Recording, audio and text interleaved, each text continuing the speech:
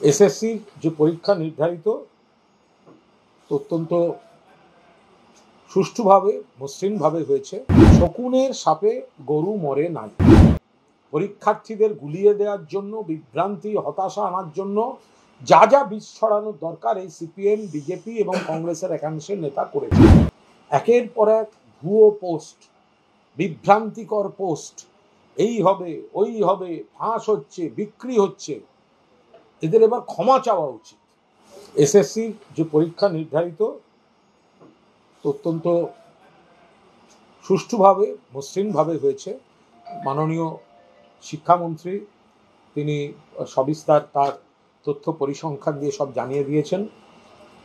তো আসলে এই রাম বাম কংগ্রেসের একাংশ তারা এই এসএসসি নিয়ে যা আরম্ভ করেছিলেন তাতে আজকে একটা জিনিস দেখা যাচ্ছে, শকুনের সাপে গরু মরে নাই।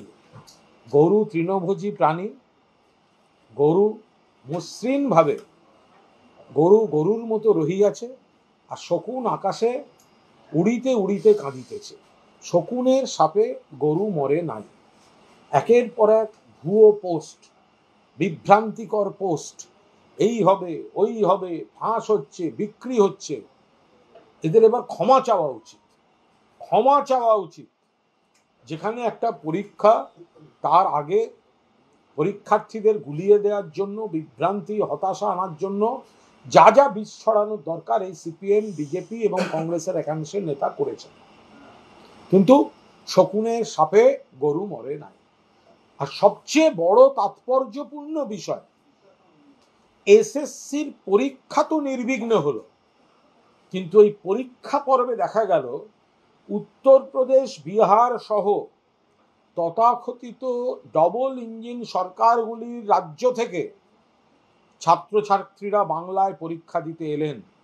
সাংবাদিকদের সঙ্গে কথা বলতে গিয়ে তারা বলছেন উত্তরপ্রদেশে কিভাবে এই কর্মপ্রার্থীদের চোখের জল পড়ছে, তারা কিভাবে সরকারের কাজে হতাশ, বেকার সমস্যার সমাধান হয় না, তারা বাংলায় পরীক্ষা দিতে আসছেন।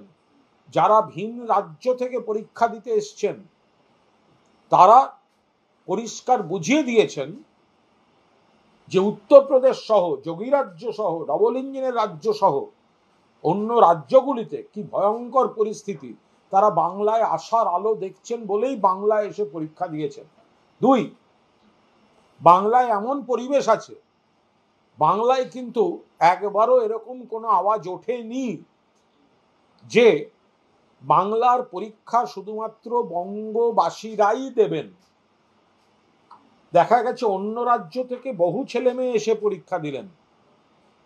তিন, যারা অন্য রাজ্য থেকে এসে পরীক্ষা দিলেন তাদের কেউ একটাও বাজে কথা বলেনি, হয়রান করেনি। বাংলা সেই সংস্কৃতিতে বিশ্বাস করে না। ফলে এরপরেই সিপিএম, বিজেপি, কংগ্রেসের একাংশ, এদের তো ক্ষমা চাওয়া উচিত। এক, পরীক্ষা স্মুথলি হয়েছে।